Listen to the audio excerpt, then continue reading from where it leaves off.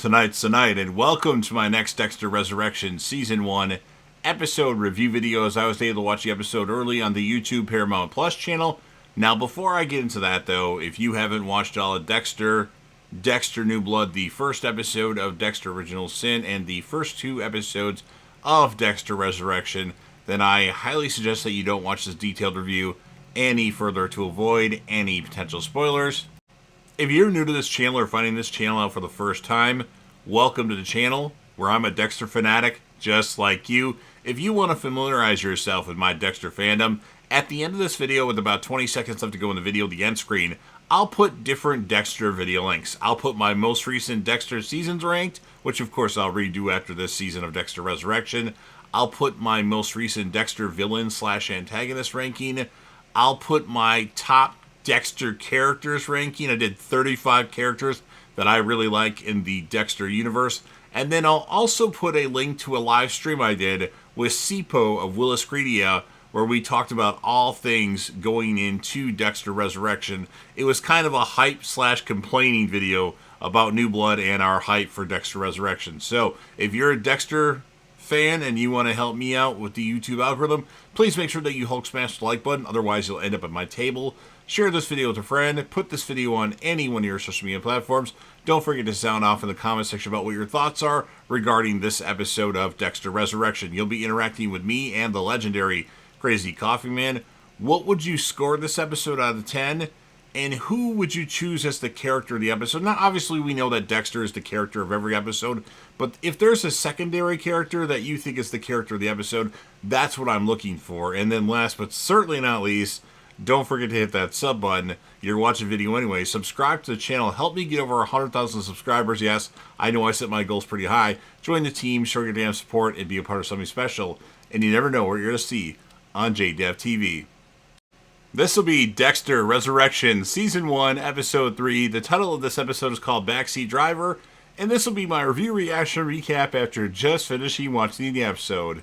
We start things off with Dexter already being a your car driver, and his passenger wants a charger. Dexter doesn't have one.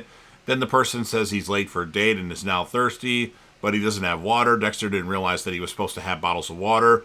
And then as the guy's leaving his car, he says, "Good luck with the date."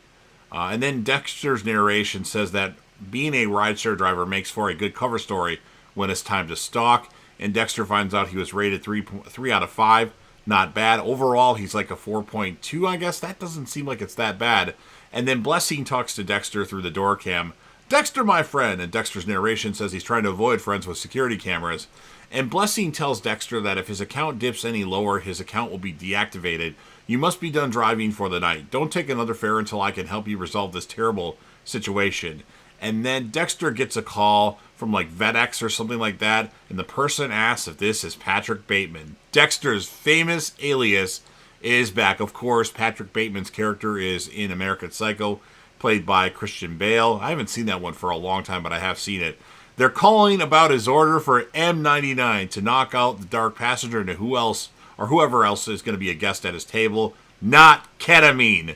Dexter wants it sent to his P.O. box. It's been a while since his last order. Glad to have you back, Doctor, because Dexter hasn't placed an order with them since Season 8 of Dexter. And then, of course, he went without killing for so long in the whole lumberjack/Iron Lake situation.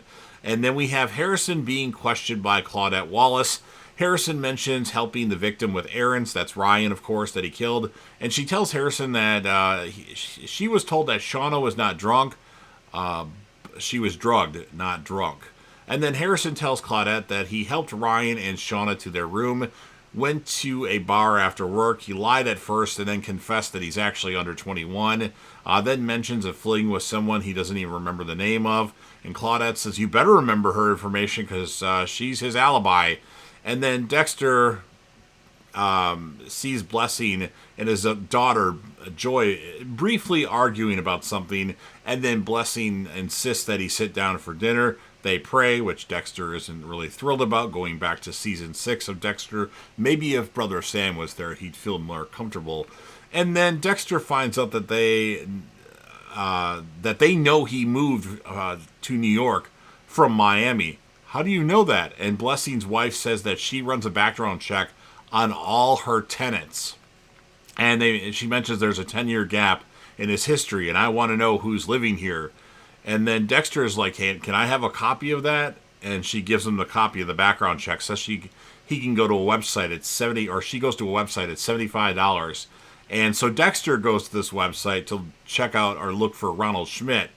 And then Dexter's sitting outside Ronald Schmidt's place while Ronald's not, he notices that he doesn't have his normal, gear on, so he's not on the hunt. And then Dexter is. No cameras. Good. And then Dexter starts calling Ronald Schmidt Red. His code is to his apartment. His code is his birthday backwards to his apartment. And then Dexter complains to Harry about his recovery being delayed, like he's aching and pain. He's old and he feels more aches and pains than he used to. And then Dexter's looking for Red's trophies. He finds the murder weapon and his trophies up in the ceiling. And then Dexter gets in touch with Bridge Data Network from Red's house and finds out Red's schedule. Also finds out how Red blinds the cameras. And then he says, "Kill you soon, Red." And then we have Angel Batista drinking some alcohol straight with nothing else. He gets a call from moron, idiot, Iron Lake acting Sheriff Teddy. It's just another day for Teddy, just protecting and serving. He's got a hit on Dexter's truck, and Batista just wants the name and address of the driver. Dexter learns from Blessing that he should drive a bodega instead of a car, like have everything that a bodega would have. Have things ready for passengers, water, mints, and snacks. Also, condoms. Anticipate every need. He tells Dexter to have a picture of his son, and Dexter says he lost all of his pictures in a fire. And Blessing's like, "Oh my God," and gives him a hug.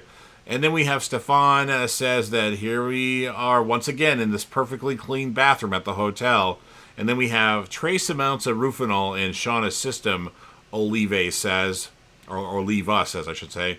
And then Claudette knows that the chopping of the body didn't happen in the black bathroom. So Claudette goes in her detective mode, puts some headphones on. She's going for a walk, staying alive. And she goes to the kitchen and she wants to know what time the kitchen closes, which is 1 a.m.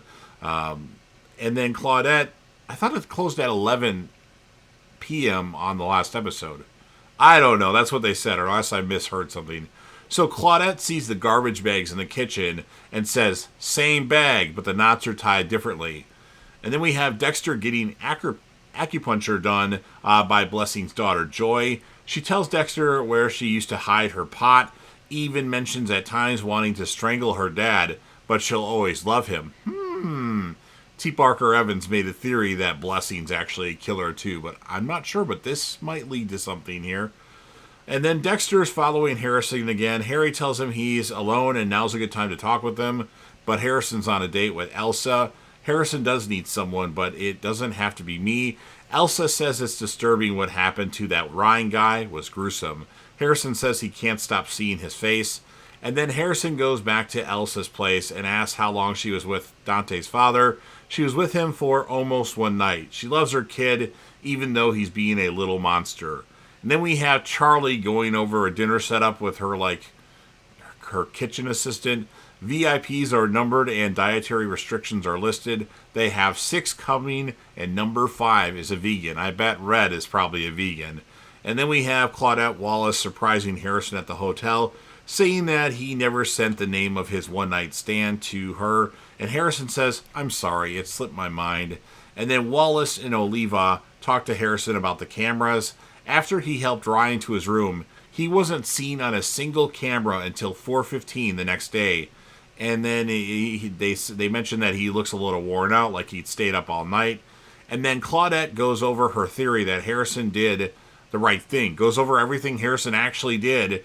And Oliva says it can go to murder in the first degree to justifiable homicide. And then Harrison says he has a confession to make. He never left the hotel that night because he lives here. He's homeless. He stays in vacant rooms every night. That's why he lied about spending the night with a girl. And then Claudette says now is the time to give your real alibi. I think that was before that, but I mistyped something by accident. I think that was the line before that. But anyway, Dexter puts on a shirt and says, "No pain. All I needed was a few needles to feel life like his self again. Or maybe just one. His M99 has arrived. The last tool he needs for a kill. And Dexter tells Harry he's anticipated all the X factors. Then we have Claudette questioning Elsa. She tells her that Harrison got no place to stay, so I let him sleep in empty rooms. It's not like he's hurting anybody. He's a really good guy. I don't help assholes. And then we have Angel Batista out for drinks, and he's looking at an old bowling picture with Dexter and Masuka. I think that's the same bowling picture that Trinity saw when he went into Miami Metro in Season 4, Episode 11, Hello, Dexter Morgan. I could be wrong, but I don't remember who the other guy in the picture is with Angel, Dexter, and Masuka, and some other guy. I can't remember who that is. And then we hear, "Fuck, Angel, you're retiring? Yeah, you're old, but you're not that old." We have Quinn and Masuka finally show up. This show is fan service craziness. And then Batista's like, "Word got out, huh? Man, I was going to tell you." And Quinn says, "You're going to tell me? When? Now?" And Angel says, "Sorry, man. It's just, I've had enough of homicide. After 30 years, I'm eligible for my pension, so I'm going to enjoy it." And then Quinn says, "Doing what? Are you going to open another restaurant or write a novel or start a podcast?"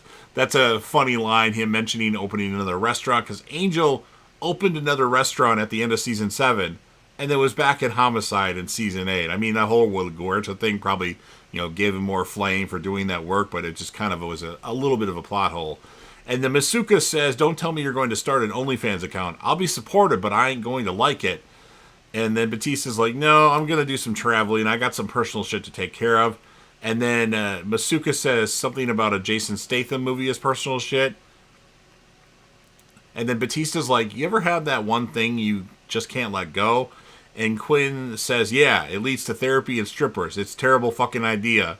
And Masuka says, "It wasn't that bad." And then Quinn's like, "Talk to me. What's going on?" And Angel says, "When it all goes down, believe me, you'll understand. But for now, the less you know, the better." And then Quinn gets shots. Masuka says, "Here's to Angel Batista, the captain with the most passion." And then we have the great Masuka laugh done by C.S. Lee and not the imposter Masuka in Dexter Original Sin. Okay, he's not an imposter, but I like the old Masuka better. And then I'm wondering, or Batista says he loves, you guys. And then we have a group hug, and Quinn's like, "Okay, that's enough."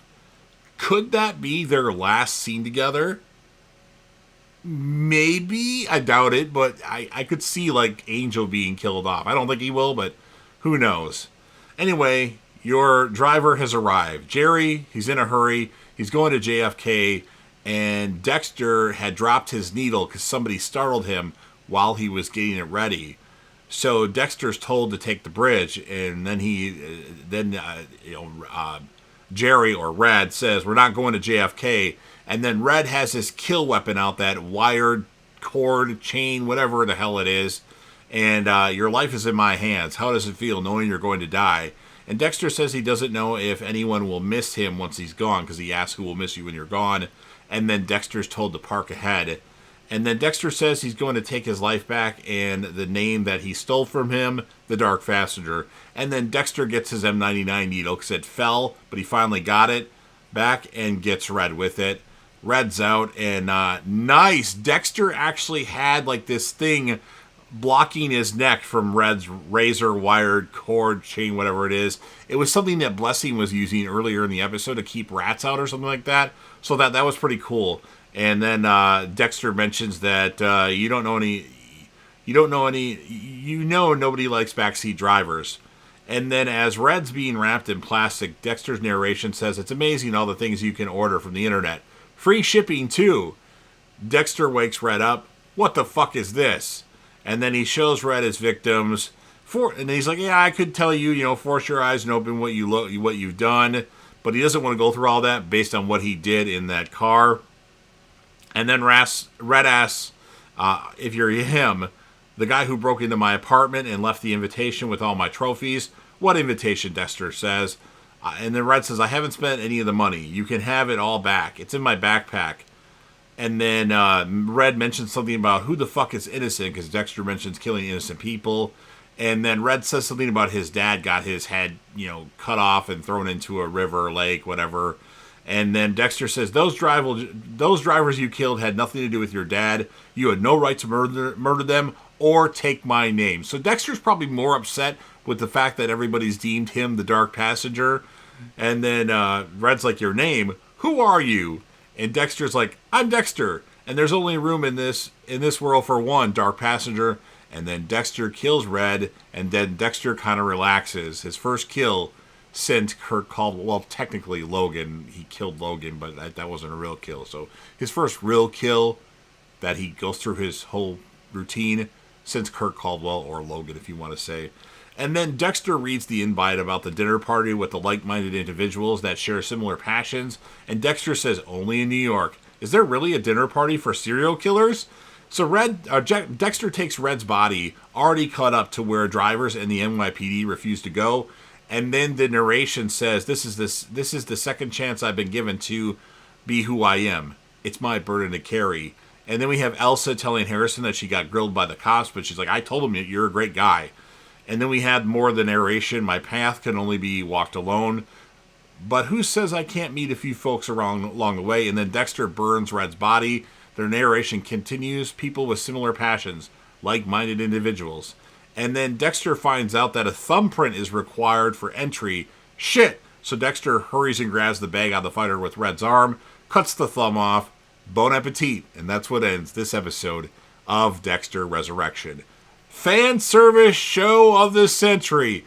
I really like this episode. This felt like old Dexter, but really good old Dexter. So I'm going to give it a 9.6 out of 10. My character of the episode, obviously Dexter is the character of every episode.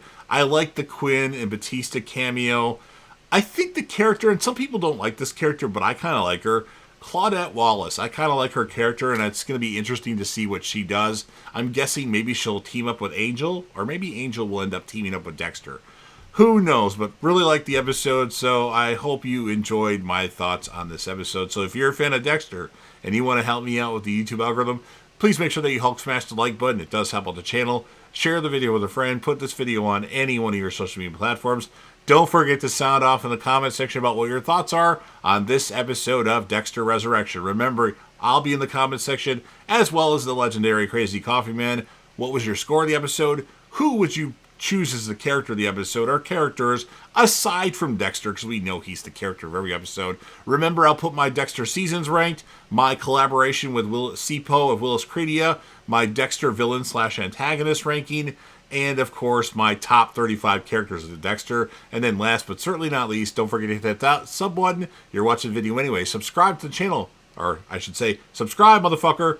Help me get over 100K subscribers, join the team, show your damn support, and be a part of something special, and you never know what you're going to see on JDev TV.